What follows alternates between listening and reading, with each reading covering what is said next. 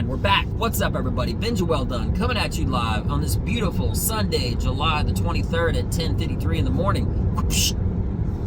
How are you doing? So, learning the scientific method.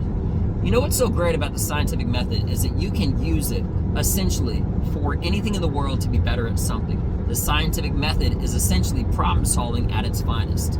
Former director of the CIA, Donald Rumsfeld, once said that there's things that we know, things that we don't know, things that we don't know that we don't know. In a weird way, he indirectly expressed the scientific method, okay? Because everybody knows what they know and once they have a certain task. But in the scientific method, you broaden that approach to learn, to try to like focus on the things that you're not good at, be better at it, okay? And then try to open your mind and find out what other things are there even that you could do to make yourself better in such a task, right? So, you know, I feel like everybody knows how to learn, but not proficiently. And I had a conversation with somebody on the phone the other day, and it was so impactful to them from what they said, I thought I would do a post about it, right? So, you know, the first stage of learning anything, and again, you can use this if you're a soldier, a scout sniper, a professional athlete, jiu-jitsu, whatever. And I'm going to be giving several examples for jiu-jitsu throughout this explanation, okay? But you can fill in the blank and you can use it for anything, right? So anyway, moving on. When you're learning something, the first stage of learning, okay, is observation. When you're observing something, when you're learning it, you're really just trying to absorb as much as you can, as much as possible on that first iteration. Then you put your hands on that task and you try to implement it to your best of your ability. You're still learning it. You're still learning it. You haven't actually learned it until you can do it without supervision, which I'll get to in a moment, right? But then you continue to work on it with supervision until you can do it without, okay? Once you can do it without supervision, as we in jiu-jitsu or in sports and whatnot, you refer to it as drilling, right? You drill it. You make it over and over and over and over again, okay? Then after you drill it on a stationary way, then you try to implement it in as many different ways as you can possible, okay? So, for example, if you are a football player and there's a certain kind of pass that you wanted to throw. Hey, I apologize about that, guys. My dang phone got hot. It turned off. Texas heat. It's something, you know? Anyway, slightly crooked, but carrying on. So what I was saying is that instead of actually saying football, I'm going to make it for jiu-jitsu because I know a lot more about that, really. So anyway, so let's just say you learn how to do a certain attack, okay? A very particular niche move. First thing you do is you learn how to do that move. Then you learn without supervision. Then you learn through the implementation of drilling it over and over again. You're not using it live. You're just drilling it. And then you go to practice one day, okay? You go to class one day, and when you try it live, you try that one move from all angles, everywhere you can, to be versatile at that one thing, okay? Then, after that, then you've learned it. Then you got it in the bank, right? The last part of efficiency doesn't actually stop there, though, as far as the scientific method and just the collective whole in general. When you're no longer making that a distinct goal of that exact one thing that you're implementing from all angles, like you did that one day or days, right? After the implementation of drilling it and knowing how to do it and then trying it live from every angle, everywhere that you can, every way that you can, okay? The last part is mixing it up and essentially going live or competing or just rolling and practicing with people, okay? And not necessarily going for it, but just knowing that it's there. You have built it into you to where if you see that opportunity, if something else is available that you can attack with, then you're gonna get that. But if your new tool, right, and your whole little toolkit, so to speak, is there, you have gone through the proper stages to correctly implement it at that exact time. Because you observed it, you learned it, with supervision, hands-on, right? Without supervision, you've drilled it and you've implemented it multiple times in as many different ways as possible. Unfortunately, and again, just comparing this to jiu-jitsu, if you're going to jiu-jitsu or basketball practice, if there's not something that you're doing on that practice on your own, famous military expression, all right, you're wrong. Why? Because you should always be working on something to making yourself better. This could be in your cooking, in your personal relationship, or something like that. Because, again, back to Donald Rumsfeld and the basic scientific method approach, okay?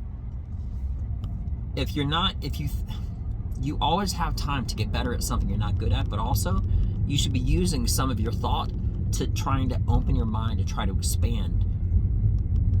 What is it that you're not good at? Target it and get better at it. That's A. And then B, also target and try to open your mind and expand your thoughts and think to yourself, like, what are you unaware of that you can be aware of? How do you open your mind and relax enough to where you can actually start to evaluate, oh my gosh, this would be great to add to my skill set, and so forth and so on, or something like that, right? So those are two different, there's the A, B, and the C. There's the A, which is learning something, the B, which is exploring your thoughts and getting better at things that you're not good at. And you could do this again in relationships, with your profession, etc., fill in the blank, right? And then C, you don't want to be aware of something that that you don't really know through someone else. You want to try to expand your thoughts, not just to the direct of what you know that you're not good at, but to the indirect that you're not really fully aware, okay? And that can come more with just relaxing, opening your mind. It sounds like it's pretty woo-woo stuff, but it's true. Those are different skill sets. But again, it was kind of in a confusing kind of a way, but as well put as I think he could have said it, was that directive of the CIA. Things that you know, things that you don't know, and things that you don't know that you don't know. Again, that's a loose, rough translation of how he said it. But it does speak volumes. And those are not just the A, learning stage of the whole thing that I went through, but B, the next stage is after you've gone through the whole cycle of implementation, learning, and it's in your toolbox. It's like you're good, you got it. It's a part of you now, right? You also have to be a constant professional, to be a perfectionist, to be a specialist, right? How to focus on things that you're not good at and get better at them in the ways previously described, right? And then lastly, try to think about the things that you put a little bit of thought into it and you can think of it. What aren't you good at? Some might be staring at you in the face. Some you might have to think a little bit about, and you can do that. Just try to think, where are you getting stuck at? Where are you stopping at? Okay? Because there's no worse time than time wasted. Plain and simple, right? So if you fill your time with always getting better in one way or another, if you fully learn something and you want to know what's next, think to yourself, what are you not good at and how can you get better? And you think that you're good everywhere, think more. And if you have a new thought, that's how you've been spending that time actively, consciously thinking, trying to find something new you're not good at, and now you have something else to work on. So that's essentially it between the whole learning phase, the direct phase of figuring out what you're not good at, and also trying to rack your mind, just trying to figure out, okay, things that you might not be fully aware of, like directly, that you're not good at, to get better at that. So it's a full cycle between the observation, learning, implementation, making it a part of you, then the direct knowledge as far as working on things that you're not good at, and then the C stage of this whole learning process, which is the trying to think. If something isn't direct, then you just start really just doing some thinking as far as what you're not good at, or maybe not necessarily if it's like if it's chemistry or it's basketball, whatever, a relationship, something like that, things that you could do to get better, it's something that you're not really aware of. It's not, that's like probably the most challenging part. It definitely is, you know, because if you interact with something constantly, and you see you're not, if there's a whole spectrum of stuff, this one niche thing you're not doing correctly, well, that's the easiest. The hardest part is that not knowing what you don't know part, right? You have to really think that, and you can always learn, you can always get that, but you just got to actively think about it. You know, I found the best way to do that personally is to drive around with no sound, no music, or anything like that. The other part is laying in bed at night, all right, and just staring up at the ceiling.